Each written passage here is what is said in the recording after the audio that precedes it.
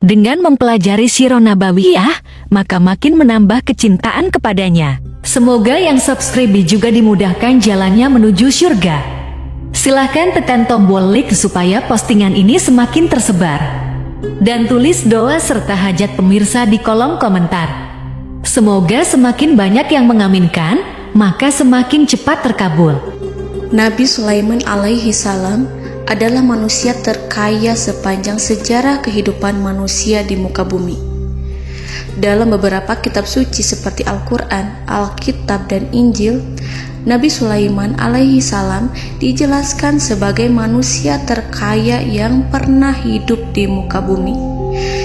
Tidak ada satupun manusia yang bisa mengalahkan total kekayaannya hingga hari kiamat tiba. Para arkeolog telah menemukan situs peninggalan sejarah Islam yang mengungkap total kekayaan Nabi Sulaiman alaihi salam. Erez bin Yosef, seorang profesor sekaligus peneliti, ia menyatakan bahwa 3.000 tahun yang lalu Nabi Sulaiman alaihi salam diperkirakan memiliki kekayaan senilai 2,2 triliun US dollar. Dan apabila dikonversikan dengan nilai mata uang dolar hari ini, jika dirupiahkan, maka nilainya setara dengan 32.891.870 triliun rupiah. Profesor itu juga menjelaskan bahwa kekayaan Nabi Sulaiman alaihi salam berasal dari dua sumber, yakni istana kerajaan dan tambang tembaga.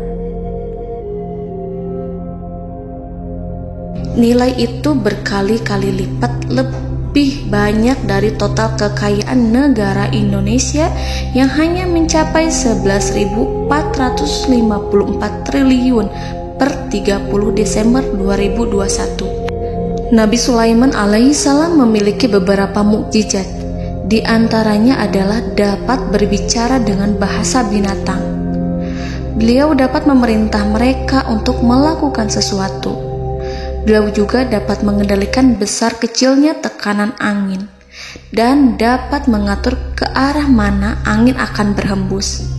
Sehingga dengan itu Nabi Sulaiman dapat memanfaatkan angin sebagai kendaraannya dan juga kendaraan tentaranya.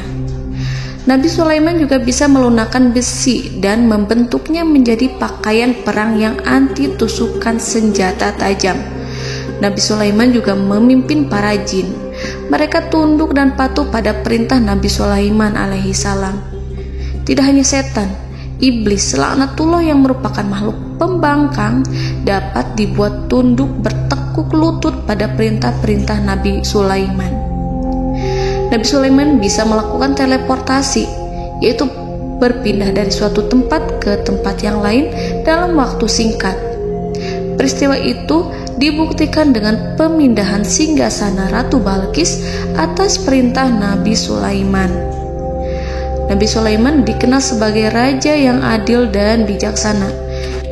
Nabi Sulaiman diberkahi kecerdasan yang luar biasa untuk menyatu padukan segenap kekuatan yang Allah berikan kepadanya. Ia mengelola dan membawa kerajaannya menjadi kekuatan raksasa yang tak terkalahkan di masanya dengan segenap kemampuan yang dimilikinya. Tentara Nabi Sulaiman adalah tentara terkuat di bumi tanpa ada yang menandingi. Pertanyaan mendasar yang muncul kali ini adalah dari mana sumber kekayaan dan kekuatan Nabi Sulaiman alaihi salam? Untuk mendapat jawaban dari pertanyaan itu, simak video ini sampai akhir. Sebelum itu, mari bantu channel ini terus berkembang dengan cara subscribe dan nyalakan tanda loncengnya. Berikan komentar yang positif dan berikan like serta share video ini. Bismillahirrahmanirrahim. Sungguh kami benar-benar telah menganugerahkan ilmu kepada Daud dan Sulaiman. Keduanya berkata, segala puji bagi Allah yang melebihkan kami dari kebanyakan hamba-hambanya yang mukmin. Sulaiman telah mewarisi Daud dan dia berkata, "Wahai manusia, kami telah diajari untuk memahami bahasa burung dan kami dianugerahi segala sesuatu. Sesungguhnya, semua ini benar-benar karunia yang nyata." Quran Surat An-Naml ayat 15-16. Saudara-saudaraku yang dirahmati Allah, pada ayat di atas disebutkan bahwa Sulaiman telah mewarisi Daud. Nabi Sulaiman mewarisi Nabi Daud dalam sisi kenabian dan kekuasaan, bukan mewarisi harta, karena para nabi tidak mewariskan harta. Sebab sepeninggalan mereka, harta para nabi menjadi sedekah bagi orang-orang yang ada di sekitarnya, yaitu orang-orang fakir dan orang-orang yang membutuhkan. Dan harta para nabi tidak dikhususkan bagi kalangan keluarganya. Rasulullah Shallallahu Alaihi Wasallam bersabda, "Kami para nabi tidak mewariskan." Nabi Sulaiman mewarisi kenabian dari Nabi Daud. Ini adalah hal yang jelas. Allah telah memilihnya sebagai nabi dari Bani Israel. Begitu juga Allah telah memberinya kekuasaan kerajaan sehingga ia menjadi pemimpin Bani Israel. Barangkali sesuatu yang paling penting yang diwarisi oleh Nabi Sulaiman dari Nabi Daud adalah tradisi militer. Kemajuan militer yang dahsyat telah berpindah kepada Nabi Sulaiman. Nabi Daud sebenarnya adalah seorang pengembala kambing yang sangat miskin, tetapi seiring dengan perjalanan waktu, ia menjadi komandan pasukan tiada tanding. Nabi Daud alaihi salam mengetahui bahwa kekuatan hakiki yang mengatur alam semesta adalah kekuatan Allah. Ketika Nabi Daud mengelurkan tangannya dan memegang potongan batu, lalu beliau melemparkannya dengan ketepel ke arah Jalut, kepala Jalut retak dan ambruk menghantam tanah. Ini sebagai bentuk demonstrasi kekuatan darinya. Kehadiran Nabi Daud mengubah pasukan Bani Israel, di mana mereka sebelumnya lari jika berhadapan dengan musuh. Maka kini keberadaan mereka mulai diperhitungkan di masa hidupnya. Nabi Daud mengalami peperangan yang sangat banyak, tapi Al-Quran tidak menceritakan secara terperinci. Hal itu dikarenakan karena Al-Quran adalah kitab dakwah di jalan Allah, bukan kitab sejarah. Al-Quran hanya menceritakan di dalam Al-Quran surat Shad ayat 20, "Dan kami kuatkan kerajaannya, kerajaan Daud." Ayat tersebut berarti bahwa Nabi Daud belum terkalahkan dalam peperangan yang diikutinya.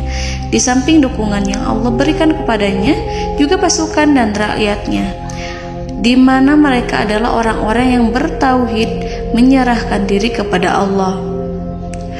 Allah Subhanahu wa Ta'ala mengajarkan kepada Nabi Daud hal-hal yang menjadikan pasukannya memiliki keistimewaan yang dengannya mereka dapat mengalahkan pasukan-pasukan lain, pasukan-pasukan besar yang ada di bumi pada saat itu. Allah Subhanahu wa Ta'ala berfirman dalam surat Saba ayat 10, "Dan kami telah melunakkan besi untuknya." Baju besi mungkin akan menjadi masalah dalam benak kita. Ketika orang-orang yang berperang, baju besi cukup mengganggu gerakan mereka. Kita bisa membayangkan ketika ada dua orang berperang, salah satu dapat bergerak bebas, sementara yang lainnya tidak leluasa bergerak karena tertahan dengan pakaiannya. Namun, dengan kekuasaan Allah, Nabi Daud dapat melunakkan besi dan membuat baju besi yang ringan, yang mudah untuk digunakan. Ini adalah kemajuan penting yang Allah berikan kepada Nabi Daud dan tentaranya. Kemajuan itu kemudian diajarkan, diwariskan dan dimiliki oleh Nabi Sulaiman alaihi salam. Nabi Sulaiman memiliki pasukan dahsyat yang melebihi pasukan manapun di bumi saat itu, atau bahkan mungkin saat ini. Bahkan Allah menambahkan karunia-Nya kepada Nabi Sulaiman yang disebutkan dalam Al-Quran surat An-Naml ayat 16. "Dan Sulaiman telah mewarisi Daud, dan dia berkata, 'Wahai manusia, kami telah diberi pengertian tentang suara burung, dan kami diberi segala sesuatu. Sesungguhnya, ini benar-benar suatu karunia yang nyata.'" Saudara-saudaraku yang dirahmati Allah, pada suatu hari Nabi Sulaiman alaihi salam menengadahkan tangannya dan berdoa kepada Allah Subhanahu wa ta'ala. Antara hati Nabi dan Allah tidak ada penghalang, tidak ada jarak, tidak ada sekatan waktu, tidak ada satupun dari para nabi yang berdoa kepada Allah kecuali doanya pasti dikabulkan. Doa Nabi Sulaiman alaihi salam direkam dalam Al-Quran surat Shad ayat 35. Nabi Sulaiman berkata, "Ya Tuhanku, ampunilah aku, anugerahkanlah kepadaku kerajaan yang tidak dimiliki oleh seorang pun sesudahku." Nabi Sulaiman menginginkan dari Allah sesuatu kerajaan yang belum pernah diperoleh oleh siapapun setelahnya. Allah Subhanahu wa ta'ala mengabulkan doa Nabi Sulaiman dan memberinya kerajaan tersebut. Nabi Sulaiman mewarisi kekuasaan, kenabian, hikmah ilmu dari Nabi Daud alaihi salam. Orang-orang menyebut Nabi Sulaiman Al-Hakim, Sulaiman yang bijaksana. Kebijaksanaan Nabi Sulaiman tidak terbatas pada keadilannya di tengah-tengah manusia dan juga kasih sayangnya kepada mereka.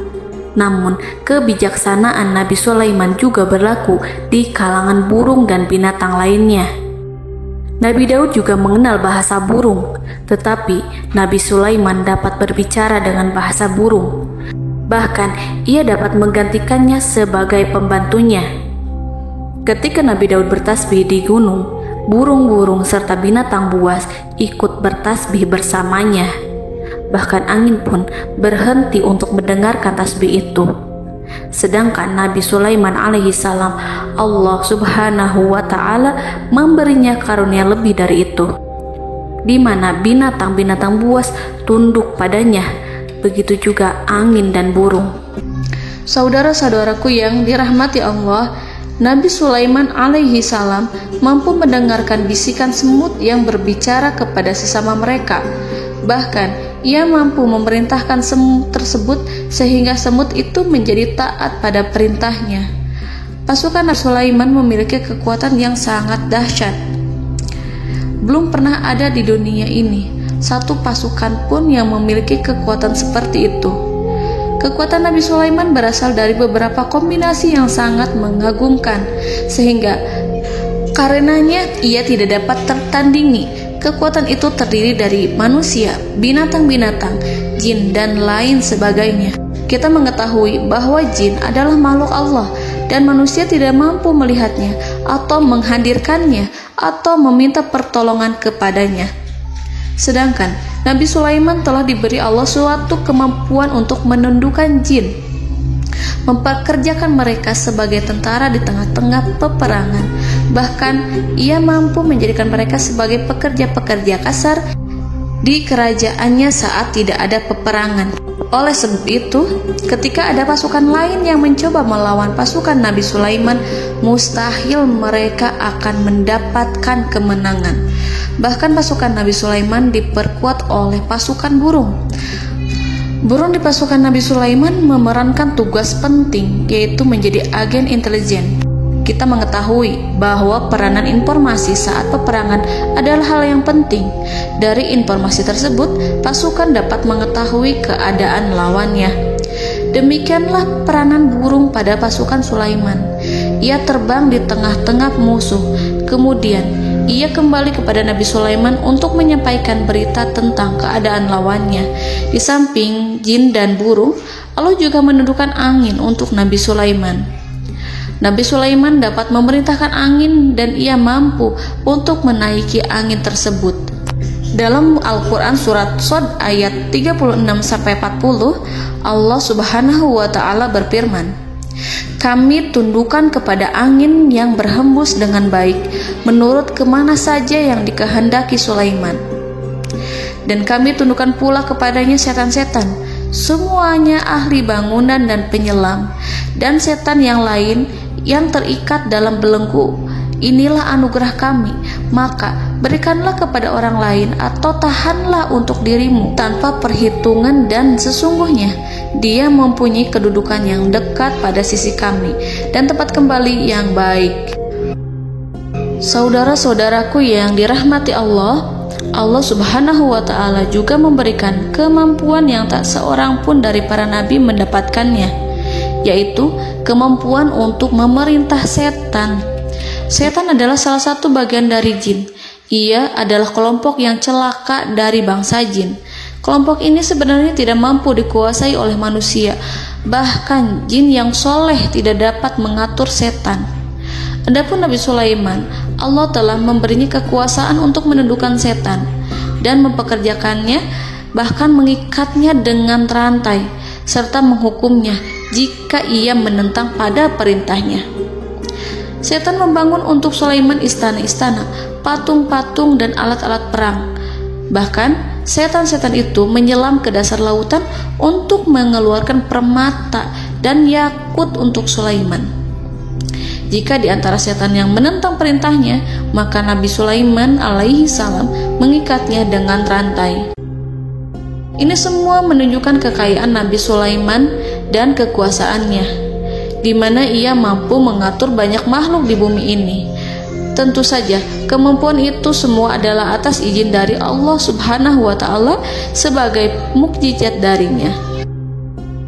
Allah Subhanahu wa Ta'ala berfirman dalam Al-Quran surat Saba ayat 12, dan sebagian dari jin adalah yang bekerja di hadapannya di bawah kekuasaannya dengan izin Tuhannya, dan siapa yang menyimpang di antara mereka dari perintah kami, maka kami rasakan kepadanya azab neraka yang apinya menyala-nyala.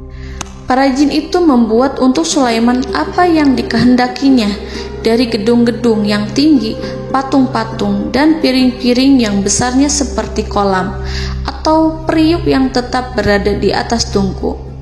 Saudara-saudaraku yang dirahmati Allah, Nabi Sulaiman yang bijaksana adalah penguasa yang tak tertandingi di muka bumi.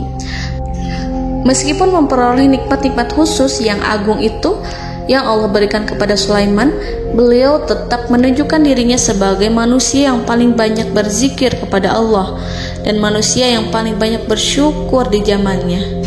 Saudara-saudaraku yang dirahmati Allah, sebagaimana Allah Subhanahu wa Ta'ala memberikan nikmat kepada ayahnya Nabi Daud alaihi salam, di mana ia mampu melunakkan besi dan Allah mengajarinya bagaimana cara mencairkan besi, maka Nabi Sulaiman alaihi salam dapat memanfaatkan tembaga yang cair untuk peperangan. Dan juga di saat perdamaian, pada saat peperangan, beliau mencampur tembaga dengan besi dan menjadikannya perunggu. Mereka menggunakan senjata-senjata perunggu dalam peperangan seperti pedang, baju besi, dan juga pisau. Senjata-senjata ini adalah senjata yang paling kuat pada saat itu. Sedangkan di saat damai, tembaga digunakan untuk membuat bangunan, perhiasan, dan sebagainya. Meskipun Nabi Sulaiman mendapatkan nikmat yang besar dan karunia yang khusus, Allah Subhanahu wa Ta'ala mengujinya dengan suatu ujian yang dahsyat. Ujian yang akan selalu datang kepada seorang hamba yang soleh. Ketika hamba itu mendapatkan kedudukan besar, maka ujiannya pun menjadi besar. Allah Subhanahu wa Ta'ala menguji Nabi Sulaiman dengan penyakit. Diceritakan oleh Fahru Roji, Nabi Sulaiman diuji dengan suatu penyakit yang keras, di mana kedokteran saat itu tidak dapat dan tidak mampu mengatasinya. Sakitnya Nabi Sulaiman sangat keras sehingga para dokter dari kalangan manusia ataupun jin tidak mampu menghilangkan penyakit itu. Lalu burung-burung menghadirkan rumput-rumput yang dianggapnya sebagai obat, tetapi Nabi Sulaiman tak kunjung sembuh. Semakin hari penyakit Nabi Sulaiman semakin menjadi-jadi, sehingga ketika Nabi Sulaiman duduk di atas kursi, ia duduk bagaikan tubuh tanpa roh. Seakan-akan ia mati karena saking keras penyakit yang dideritanya. Sakit yang diderita oleh Nabi Sulaiman alaihi salam berlangsung sangat lama. Namun Nabi Sulaiman tidak henti-hentinya berzikir kepada Allah dan meminta kesembuhan kepadanya, serta selalu beristighfar dan mengungkapkan rasa cinta kepadanya. Selesailah ujian Allah terhadap hambanya Nabi Sulaiman. Beliau pun sembuh. Nabi Sulaiman merasakan kembali kesehatannya Setelah ia mengetahui segala kejayaan dan segala kekuasaan serta segala kebesarannya, tidak lagi mampu menghilangkan penyakit yang dideritanya, kecuali jika Allah menghendaki. Saudara-saudaraku yang dirahmati Allah, Nabi Sulaiman telah membangun tempat ibadah, tempat sujud, sehingga manusia menyembah Allah di dalamnya. Orang-orang yang membangunnya berjumlah puluhan ribu orang. Tentu setiap kelompok dari mereka memiliki pekerjaan masing-masing. Di antara mereka ada yang mencairkan tembaga, di antara mereka ada yang tukang pahat, ada yang tukang ukir, ada yang membelah batu, ada yang memotong kayu, ada yang mendatangkan rumput-rumput dari Libanon, ada yang mendatangkan emas dan menjadikannya lempengan-lempengan yang mengkilat untuk menutupi kayu, serta untuk melapisi dinding-dinding. Bahkan golongan jin pun membantu membangun tempat tersebut, tentu dengan perintah dan bimbingan Nabi Sulaiman.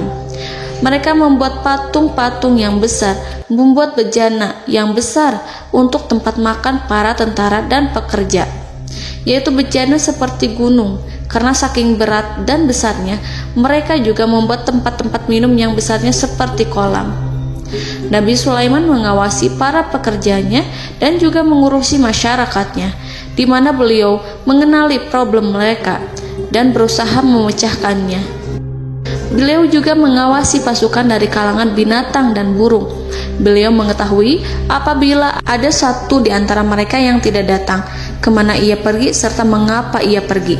Nabi Sulaiman menguasai pengetahuan itu semua. Nabi Sulaiman bukan hanya mengetahui problem tentara-tentaranya dari kalangan manusia ataupun tentaranya dari kalangan burung, namun ia juga menunjukkan kasih sayang terhadap semut, di mana beliau mendengar bisikannya dan tidak suka untuk menginjaknya. Nabi Sulaiman selalu menundukkan kepalanya ke bumi sebagai bentuk rasa rendah diri dan syukur kepada Allah. Pada suatu hari, Nabi Sulaiman alaihi salam berjalan di depan tentaranya, dan tiba-tiba ia mendengar suara semut yang berkata kepada temannya dari kalangan semut. Hal itu terekam dalam Al-Quran surat An-Naml ayat 18-19. Wahai semut-semut, masuklah ke dalam sarang-sarangmu agar kamu tidak terinjak oleh Sulaiman dan tentaranya, sedangkan mereka tidak menyadarinya. Nabi Sulaiman alaihi salam tersenyum mendengar itu, dan ia berdoa, "Ya Allah, ya Tuhanku, berilah aku ilham untuk tetap mensyukuri nikmat-Mu yang telah Engkau anugerahkan kepadaku dan kepada kedua orang ibu bapakku, dan untuk mengerjakan amal soleh yang Kau ridhoi, dan masukkanlah aku ke dalam rahmat-Mu, ke dalam golongan hamba-hamba-Mu yang soleh." Saudara-saudaraku yang dirahmati Allah, meskipun Nabi Sulaiman mendapatkan kekuasaan dan memiliki tentara yang besar, namun beliau menunjukkan kasih sayang terhadap bangsa semut. Beliau mendengarkan bisikannya dan melihat semut yang ada di depannya. Oleh karena itu, tak mungkin baginya untuk menginjak golongan semut itu. Nabi Sulaiman bersyukur kepada Allah telah memberinya nikmat, yaitu nikmat rahmat dan kasih sayang. Di samping itu, Nabi Sulaiman alaihi salam adalah orang paling kaya di dunia. Istananya terbuat dari kayu gaharu yang memiliki wangi harum. Istananya terbuat dari emas yang terkadang dari kristal. Beliau juga memiliki kursi besar yang terbuat dari emas dan permata. Istana Nabi Sulaiman merupakan istana yang paling besar di dunia. Nabi Sulaiman menggunakan pakaian dari emas dan permata. Meskipun demikian, Nabi Sulaiman tetap menunjukkan sebagai hamba yang berserah diri dan rendah diri di hadapan Allah Subhanahu wa Ta'ala. Nabi Sulaiman yang merendahkan diri di hadapan Allah, ia selalu sujud kepada Allah, sebagaimana ayahnya yang selalu bertasbih pada Allah. Nabi Sulaiman selalu melantunkan lagu-lagu cinta ilahi dan hanya memuji Allah Subhanahu wa Ta'ala. Pada suatu hari, Nabi Sulaiman alaihi salam mengeluarkan perintah kepada pasukannya untuk bersiap-siap. Kemudian, Nabi Sulaiman keluar dan memeriksa pasukannya satu demi satu. Kelompok yang pertama adalah kelompok manusia. Nabi Sulaiman memperhatikan kesiapan mereka. Lalu Nabi Sulaiman mengeluarkan perintah-perintah kepada mereka. Kemudian Nabi Sulaiman memeriksa kelompok jin. dan menyampaikan perintahnya kepada mereka. Beliau memenjarakan jin yang tampak bermalas-malasan saat bekerja. Lalu beliau memeriksa binatang dan berkata kepada mereka, apakah mereka sudah makan dengan baik? Apakah mereka tidur dengan nyenyak? Apakah ada yang mengadu pada mereka, misalkan karena penyediaan makanan yang tidak layak? Apakah ada di sana yang sakit dan lain sebagainya? Ketika Nabi Sulaiman merasa puas dengan semuanya, Nabi Sulaiman memasuki tenda tempat berkumpulnya para burung. Nabi Sulaiman alaihissalam kemudian memasuki tenda tersebut, mengamati keadaan di sekitarnya, sehingga beliau mengetahui bahwa ada satu burung yang tidak hadir, yaitu burung hudhud. Mengapa aku tidak melihat burung hudhud? Burung-burung yang lain tampak terdiam sebagai penghormatan, dan mereka mendengarkan apa yang akan dikatakan pemimpin mereka. Nabi Sulaiman mengarahkan pandangannya pada semua burung dan tidak menemukan burung hudhud di antara mereka. Tak seekor burung pun yang mengetahui keberadaannya. Burung hudhud absen pada apel wajib kali ini. Nabi Sulaiman mulai menampakkan kemarahannya. Tiba-tiba, seekor burung kecil memberanikan diri untuk berkata kepada Nabi Sulaiman, Wahai Nabi yang mulia, seharusnya Hudhud ada bersamaku kemarin untuk melaksanakan tugas penyelidikan. Ia adalah pemimpin misi itu. Namun, burung Hudhud belum datang. Oleh karena itu, aku tidak pergi bersamanya. Burung itu tampak gemetar. Nabi Sulaiman mengetahui bahwa Hudhud tidak hadir dan tak seorang pun mengetahui kemana ia pergi. Burung hudhud pergi tanpa izin terlebih dahulu. Dalam keadaan marah, Nabi Sulaiman berkata, "Sungguh aku benar-benar akan mengazabnya dengan azab yang sangat keras, atau benar-benar menyembelihnya, kecuali jika ia benar-benar datang kepadaku dengan alasan yang jelas." Kawanan burung-burung mengetahui bahwa Nabi Sulaiman sedang marah dan telah menetapkan untuk menyiksa burung hudhud atau menyembelihnya, atau justru memaafkannya dengan syarat ia datang dengan membawa alasan yang dapat menyelamatkannya, atau dengan kata lain, burung hudhud dapat memastikan bahwa ia melaksanakan tugas yang penting. Nabi Sulaiman menunjukkan kemarahan yang besar sehingga siapapun akan merasa takut kepada Nabi Sulaiman yang marah. Nabi Sulaiman kemudian pergi dari tempat burung tersebut. Nabi Sulaiman masih memikirkan keadaan burung hudhud. Seharusnya burung hudhud menjadi bagian penting dari badan intelijen. Apakah ia pergi untuk menyingkap suatu, atau apakah ia pergi hanya untuk bermain-main? Nabi Sulaiman telah memperhatikan dan mengetahui bahwa burung hudhud adalah seekor burung yang cerdik dan juga fasih berbicara. Terkadang Nabi Sulaiman mendapati burung hudhud sedang bermain-main dan menunda-nunda pekerjaannya. Namun ketika Nabi Sulaiman melihatnya, burung hudhud memahami bahwa perbuatannya tidak benar. Oleh karena itu, ia tidak boleh menyampur adukan antara waktu serius dan waktu bermain. Tidak lama setelah itu, burung hudhud tiba di tempat para burung. Burung-burung yang lain berkata kepadanya, "Wahai hudhud, pergilah engkau ke tempat Nabi Sulaiman. Jika ia mengetahui bahwa engkau telah sampai, jiwamu benar-benar terancam." Mendengar itu, burung hudhud segera beranjak. Ia terbang menemui Nabi Sulaiman. Pada waktu itu, Nabi Sulaiman sedang duduk bersama tentaranya yang lain. Burung hudhud berdiri. Ia telah merencanakan untuk memulai pembicaraan dengan Nabi Sulaiman sebelum Nabi Sulaiman bertanya kepadanya kemana dia pergi. Ini sebagai bukti bahwa hudhud telah melaksanakan suatu tugas yang penting. Dalam Al-Quran Surat An-Naml ayat 22, burung hudhud berbicara, "Aku telah mengetahui sesuatu yang kamu belum mengetahuinya, dan kubawa kepadamu dari negeri Saba suatu berita penting yang diyakini seakan-akan burung hudhud hendak berkata, 'Aku adalah hudhud yang miskin, tapi aku mengetahui apa yang tidak engkau ketahui, dan aku telah datang kepadamu dari kerajaan Saba dengan membawa berita yang sangat penting.'" Nabi Sulaiman tampak terdiam menunggu hudhud menyelesaikan kisahnya. Dalam surat An-Naml ayat 23-24, burung hudhud berkata, Sesungguhnya aku menjumpai seorang wanita yang memerintah mereka. Dia dianugerahi segala sesuatu serta mempunyai singgasana yang besar. Aku mendapati dia dan kaumnya menyembah matahari selain Allah. Dan setan-setan telah menjadikan mereka memandang indah perbuatan-perbuatan mereka, lalu menghalangi mereka dari jalan Allah, sehingga mereka tidak mendapat petunjuk. Burung hudhud diam. Nabi Sulaiman merasa bahwa hudhud menunjukkan kepasihan lisannya. Nabi Sulaiman berkata dalam Quran surat An-Naml ayat 27 sambil menunjukkan senyum manisnya. Nabi Sulaiman berkata, "Akan kami lihat apakah kamu benar wahai hudhud, ataukah kamu termasuk orang-orang yang berdusta." Seakan-akan burung hudhud ingin mengatakan, "Aku tidak berbohong, wahai Nabi yang mulia." Namun diamnya Sulaiman membuat takut sehingga burung hudhud terdiam. Nabi Sulaiman terdiam karena berpikir, lalu ia memutuskan sesuatu setelah itu. Beliau melihat kepada lainnya dan meminta secari kertas.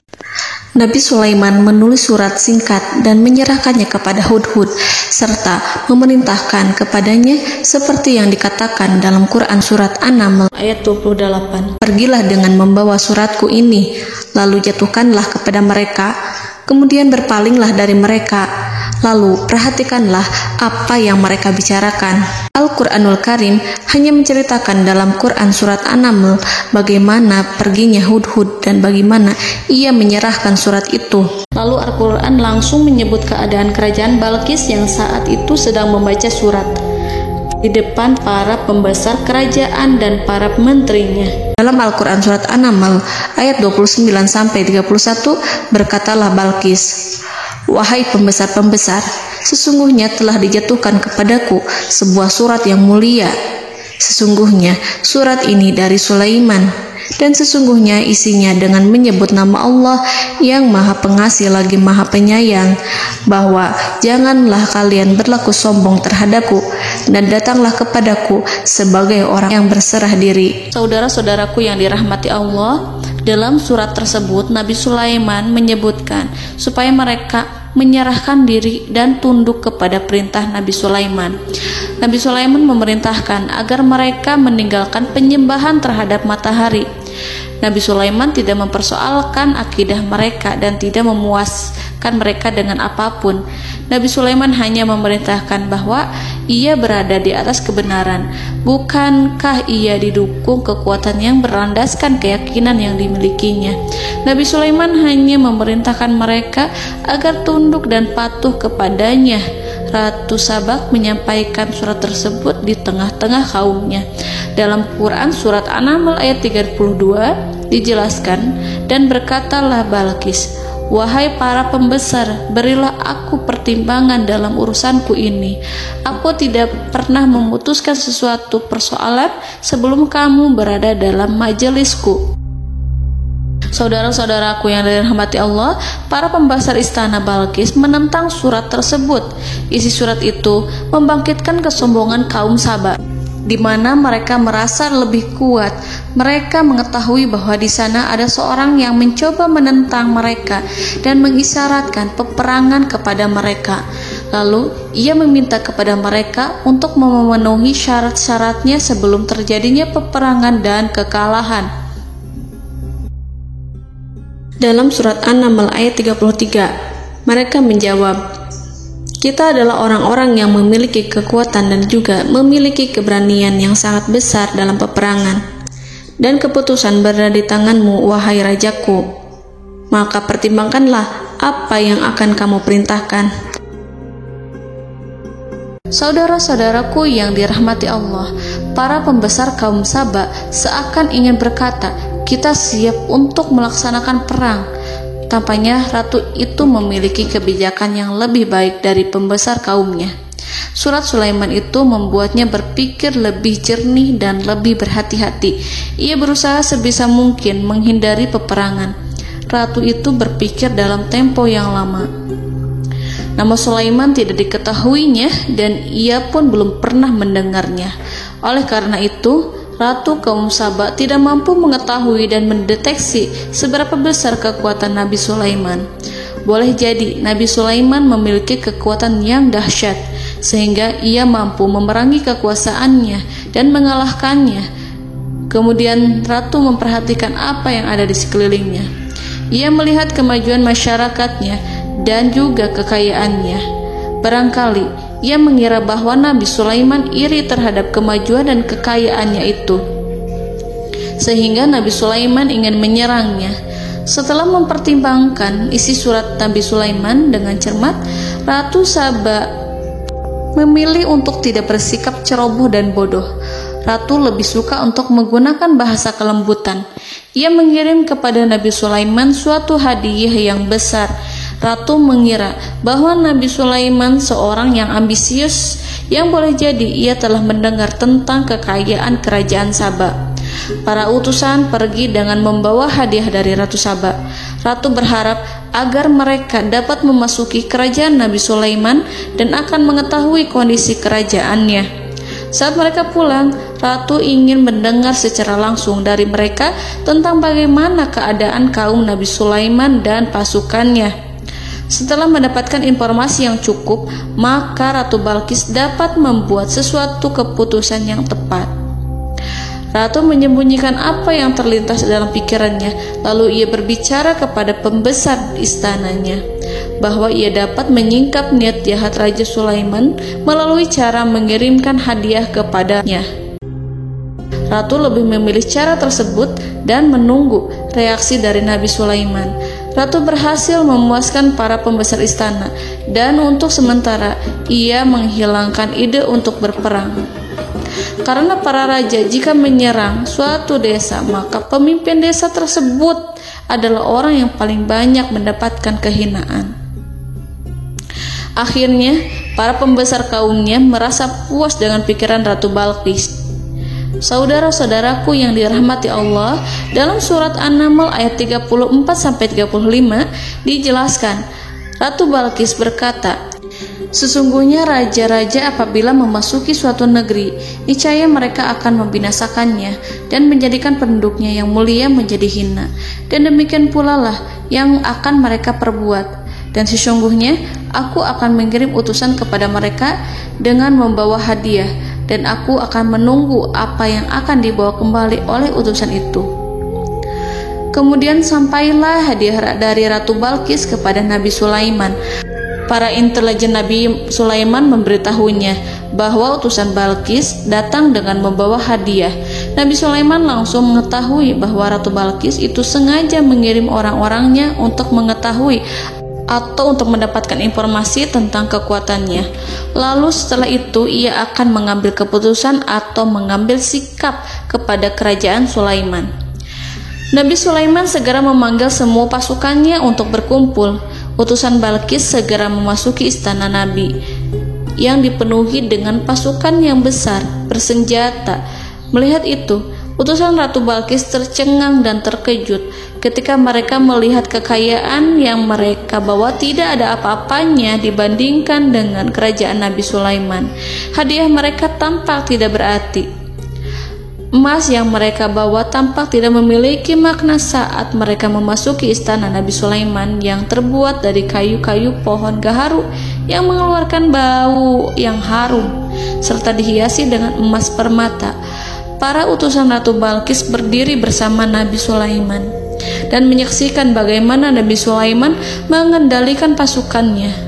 Kemudian mereka mulai berpikir tentang kekuatan dan kualitas pasukan Nabi Sulaiman. Betapa kagetnya mereka ketika melihat di tengah-tengah pasukan itu terdapat singa, burung, dan tentara dari kalangan manusia yang mampu terbang. Mereka pun sadar bahwa mereka di hadapan pasukan yang tiada tandingannya. Selesailah demonstrasi pasukan Nabi Sulaiman. Kemudian para utusan ratu dipersilahkan maju ke tempat hidangan makanan. Para utusan itu sangat terkejut ketika melihat berbagai macam makanan dari penjuru dunia ada di depannya. Dan di antara makanan itu terdapat pula makanan yang biasa ditemukan di negeri mereka. Tetapi mereka melihat bahwa makanan itu memiliki rasa yang lebih istimewa. Selain itu, piring-piring yang ada di depan mereka terbuat dari emas dan mereka dilayani oleh laki-laki yang berhias dengan emas. Di meja makan itu terdapat burung, ikan laut, dan berbagai macam daging yang mereka tidak mampu lagi membedakan daging apa itu. Nabi Sulaiman tidak makan bersama mereka, tapi beliau makan dengan menggunakan piring yang terbuat dari kayu. Beliau memakan roti yang kering yang dicampur dengan minyak. Inilah makanan yang dipilih Nabi Sulaiman. Makan bersama mereka dalam keadaan diam, mereka merasa kehadiran Nabi Sulaiman menciptakan suatu wibawa yang luar biasa. Selesai perjamuan itu, lalu dengan sangat malu mereka menyerahkan hadiah dari Ratu Balqis kepada Nabi Sulaiman. Hadiah itu berupa emas yang bagi mereka hadiah itu sangat bernilai tinggi. Tapi di sini hadiah itu tampak kecil di hadapan kekayaan-kekayaan Nabi Sulaiman yang sangat mengagumkan. Nabi Sulaiman memperhatikan hadiah dari Ratu Balqis itu dan berkata dalam Quran surat An-Naml ayat 36, "Maka apa yang diberikan Allah kepadaku lebih baik daripada apa yang diberikannya kepadamu, tetapi kamu merasa bangga dengan hadiahmu." Saudara-saudaraku, Raja Sulaiman menyingkap dengan kata-katanya yang singkat itu penolakannya terhadap hadiah mereka. Ia memberitahu utusan itu bahwa ia tidak menerima hadiah tersebut. Ia tidak merasa puas dengan hadiah itu. Yang membuatnya puas hanyalah, "Janganlah kalian berlaku sombong terhadapku dan datanglah kepadaku sebagai orang-orang yang berserah diri." Lalu Nabi Sulaiman berkata kepada mereka dengan pelan. Hal itu diabadikan dalam Al-Quran surat An-Naml ayat 37. "Kembalilah kepada mereka. Sungguh kami akan mendatangi mereka dengan bala tentara yang mereka tidak kuasa melawannya. Dan pasti kami akan mengusir mereka dari negara itu, yaitu negeri Saba, dengan terhina. Dan mereka akan menjadi tawanan-tawanan yang hina." Saudara-saudaraku yang dirahmati Allah, Nabi Sulaiman kemudian meninggalkan para utusan ratu setelah terlebih dahulu mengancam mereka. Para utusan itu berharap agar Nabi Sulaiman mau menunggu kunjungan Ratu Balqis yang akan membawa misi perdamaian. Akhirnya, sampailah para utusan Ratu Balqis ke negeri Saba. Mereka segera menuju istana sang ratu. Mereka memberitahu bahwa negeri mereka ada di ujung tanduk. Mereka menceritakan kepada ratu tentang kekuatan Nabi Sulaiman dan tidak mungkin bagi mereka mampu melawannya. Mereka meyakinkan Ratu Balqis bahwa ia harus mengunjunginya dan melihat sendiri bagaimana kebesaran kerajaan Nabi Sulaiman. Kemudian Ratu Balqis menyiapkan dirinya untuk pergi menuju kerajaan Nabi Sulaiman. Nabi Sulaiman duduk di kursi kerajaan di tengah-tengah para pembesarnya dan para menterinya, serta para komandan pasukannya. Beliau berpikir tentang sosok Balqis.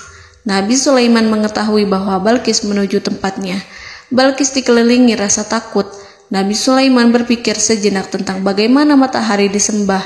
Ia memikirkan bagaimana informasi yang diterima oleh intelijennya tentang kemajuan kerajaan Balqis dalam bidang kesenian dan ilmu pengetahuan. Nabi Sulaiman bertanya kepada dirinya sendiri, apakah kemajuan menjadi penghalang untuk mengetahui kebenaran? Apakah ratu itu senang dengan kekuatan yang dicapainya? Dan ia membayangkan bahwa kekuatannya adalah segalanya. Dengan kemajuan yang dimilikinya, Nabi Sulaiman ingin membuat kejutan agar ratu mengetahui bahwa Islam yang diyakini oleh Nabi Sulaiman adalah satu-satunya yang mampu mendatangkan kemajuan dan kekuatan yang hakiki, sehingga ia dapat membandingkan antara keyakinannya dalam menyembah matahari beserta kemajuan yang dicapainya dengan keyakinan Nabi Sulaiman beserta kemajuan yang diraihnya. Saudara-saudaraku yang dirahmati Allah, para mata-mata Nabi Sulaiman telah memberitahunya bahwa hal yang sangat disegani dan dikagumi oleh kaum Balqis adalah kerajaan Saba, yaitu singgasana Ratu Balqis. Singgasana itu terbuat dari emas dan batu delima. Singgasana tersebut dijaga oleh penjaga yang sangat disiplin, di mana mereka tidak pernah lalai sedikit pun. Oleh karena itu, sangat tepat apabila Nabi Sulaiman menghadirkan singgasananya di sini, di kerajaannya. sehingga ketika ratu tiba, maka ia dapat duduk di atasnya. Nabi Sulaiman ingin membuat kejutan kepadanya dan menunjukkan bahwa kemampuannya tersebut yang berlandaskan pada keislaman. Nabi Sulaiman melakukan yang demikian itu dengan harapan agar si ratu tunduk kepadanya. Ide itu terlintas dalam diri Nabi Sulaiman. Lalu ia mengangkat kepalanya dan menoleh kepada anak buahnya. Hal itu diabadikan dalam Quran Surat An-Naml ayat 38. Wahai para pembesar, siapakah di antara kamu sekalian yang sanggup membawa singgasananya kepadaku sebelum mereka datang kepadaku sebagai orang-orang yang berserah diri? Saudara-saudaraku, perhatikanlah ungkapan pikiran Nabi Sulaiman tersebut. Semua pemikirannya berkisar tentang keislaman para penyembah matahari, tentang bagaimana beliau dapat memberikan petunjuk kepada mereka di jalan Allah. Yang pertama menjawab pertanyaan Nabi Sulaiman adalah jin Ifrit. Dalam Quran Surat An-Naml ayat 39, berkatalah Ifrit yang cerdik dari golongan jin, "Aku akan datang kepadamu dengan membawa singgasana itu sebelum kamu berdiri dari tempat dudukmu. Sesungguhnya aku benar-benar kuat untuk membawanya, lagi dapat dipercaya." Nabi Sulaiman berdiri dari tempat duduknya. Setelah 1 jam atau 2 jam, jin itu berjanji kepadanya untuk menghadirkan singgasana Balkis. Sebelum itu, istana Nabi Sulaiman di Palestina, sedangkan istana Balkis terletak di Yaman. Antara singgasana tersebut dengan singgasana Nabi Sulaiman berjarak lebih dari ribuan mil. Barangkali pesawat yang cepat sekalipun yang kita kenal hari ini tidak akan mampu membawa dan mendatangkan istana itu dalam waktu 1 jam. Tetapi masalahnya di sini, berhubung dengan kekuatan jin yang serba misterius, Nabi Sulaiman tidak mengomentari sedikit pun terhadap apa yang dikatakan oleh Ifrit. Nabi Sulaiman tampak menunggu tanggapan lain yang mampu menghadirkan singgasana Balkis yang lebih cepat dari jin Ifrit. Nabi Sulaiman menoleh kepada seorang yang di sana, yang duduk di atas naungan. Hal itu diceritakan dalam Al-Quran Surat An-Naml ayat 40. Berkatalah seseorang yang mempunyai ilmu dari Alkitab, "Aku akan membawa singgasana itu kepadamu sebelum matamu berkedip." Maka tatkala Sulaiman melihat singgasana itu terletak di hadapannya, ia pun berkata, "Ini termasuk karunia Tuhanku untuk menguji aku, apakah aku akan bersyukur atau mengingkari nikmatnya? Dan barang siapa yang bersyukur, maka sesungguhnya dia bersyukur untuk kebaikan dirinya sendiri. Dan barang siapa yang ingkar, maka sesungguhnya Tuhanku Maha Kaya lagi Maha Mulia." Saudara-saudaraku, belum lama seseorang yang mempunyai ilmu dari Alkitab menyatakan kalimatnya, sehingga singgasana itu tiba-tiba ada di depan Nabi Sulaiman, yang mampu menghadirkan singgasana itu lebih cepat dari kedipan mata.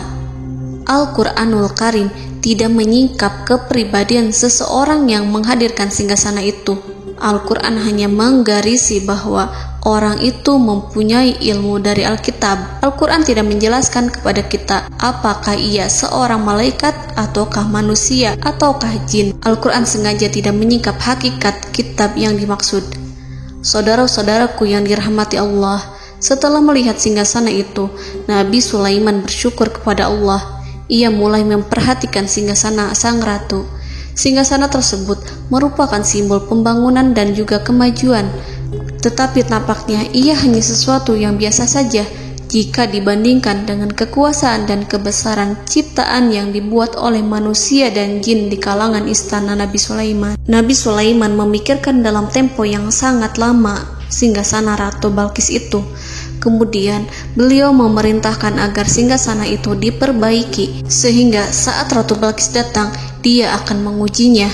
Apakah Ratu Balkis dapat mengenali singgasananya ataukah tidak? Dalam Al-Quran Surat An-Naml ayat 41, Nabi Sulaiman berkata, "Ubahlah baginya singgasananya, maka kita akan melihat apakah dia mengenal ataukah dia termasuk orang-orang yang tidak mengenalnya." Saudara-saudaraku yang dirahmati Allah, Nabi Sulaiman memerintahkan agar dibangun istana yang akan digunakan untuk menyambut Ratu Balkis.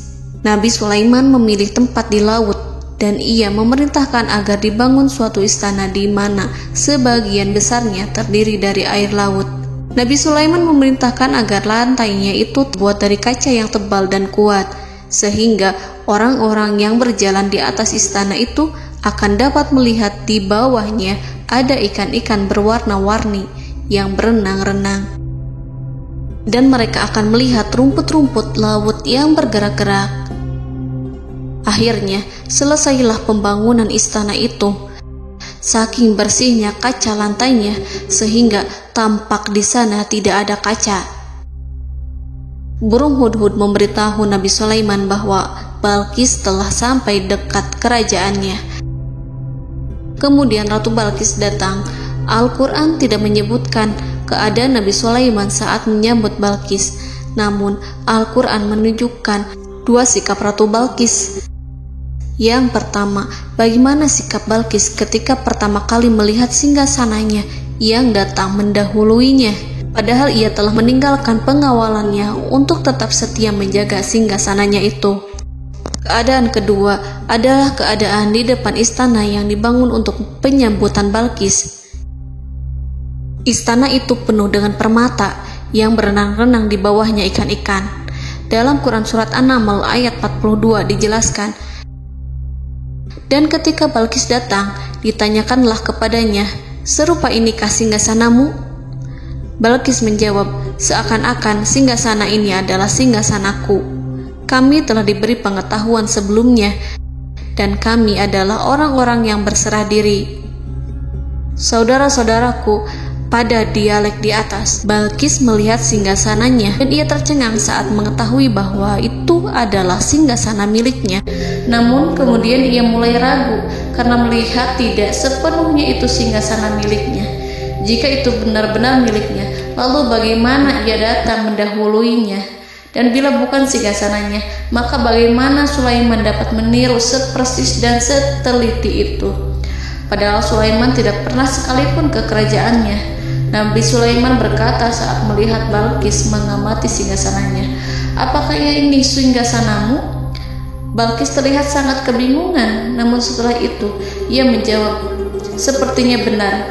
Nabi Sulaiman berkata, kami telah diberi ilmu sebelumnya dan kami sebagai orang-orang muslim. Saudaraku yang dirahmati Allah, melalui pertanyaan Nabi Sulaiman ingin mengisyaratkan kepada Balqis agar ia membandingkan antara keyakinannya beserta ilmu yang dicapainya dengan keyakinan Nabi Sulaiman yang muslim beserta pengetahuan yang telah diraihnya. Penyembahan terhadap matahari dan pencapaian ilmu yang dicapai oleh Ratu Balqis tanpa tidak ada apa-apanya dibandingkan dengan ilmu Nabi Sulaiman dan keislaman. Nabi Sulaiman telah mendahuluinya dalam bidang ilmu karena keislamannya. Karena itu, sangat mudah baginya untuk mengungguli Balqis dalam ilmu-ilmu yang lainnya. Demikianlah yang disyaratkan dalam pertanyaan Nabi Sulaiman kepada Ratu Balqis. Ratu Saba itu mengetahui bahwa ini adalah singgasananya, di mana singgasana itu datang lebih dahulu daripada dirinya.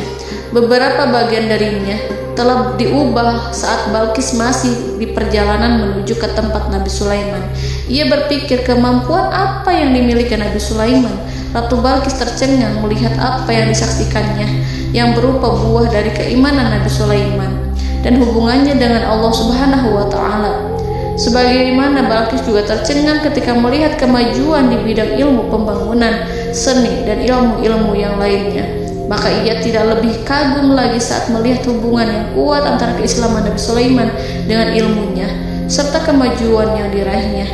Dalam Al-Quran Surat An-Naml ayat 43 dijelaskan, dan apa yang disembahnya selama ini selain Allah mencegahnya untuk melahirkan keislamannya, karena sesungguhnya ia terdahulu termasuk orang-orang yang kafir. Saudara-saudaraku yang dirahmati Allah, berguncanglah dalam benak Balqis ribuan hal ketika melihat keyakinan kaumnya runtuh di hadapan Nabi Sulaiman. Ia menyadari matahari yang disembahnya hanya merupakan ciptaan Allah, dan Allah lah yang menggerakkannya untuk hamba-hambanya. Lalu terbitlah matahari kebenaran dalam dirinya.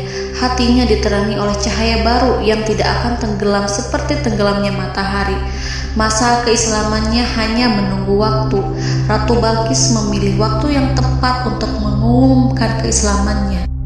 Allah Subhanahu wa Ta'ala berfirman dalam Quran Surat An-Naml ayat 44. Dikatakan kepadanya, masuklah ke dalam istana. Maka tatkala ia melihat lantai istana itu, dikiranya kolam air yang besar dan disingkapnya 2 betisnya. Berkatalah Sulaiman, sesungguhnya ia adalah istana licin yang terbuat dari kaca.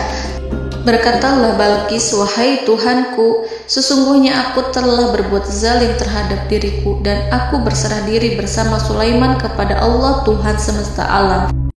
Saudara-saudaraku yang dirahmati Allah, dikatakan kepada Balqis, masuklah ke dalam istana. Ketika ia masuk, maka ia tidak menyaksikan adanya kaca, tetapi ia melihat air, sehingga ia mengira akan bersinggungan dengan air. Lalu ia menyingkapkan sedikit bajunya agar bajunya itu tidak basah. Nabi Sulaiman mengingatkannya tanpa melihatnya agar ia tidak khawatir terhadap pakaiannya, karena pakaiannya tidak akan basah, sebab di sana tidak ada air. Itu sekedar kaca yang halus, yang saking halusnya sehingga ia tidak tampak.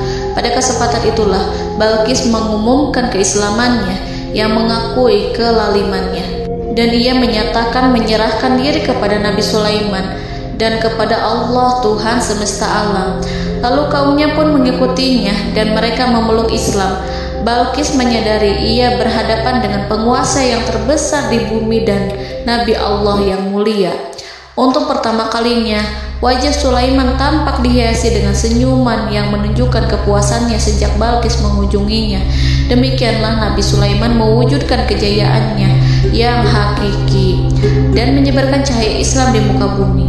Saudara-saudaraku, Al-Quran tidak menyebutkan kisah Balqis setelah keislamannya.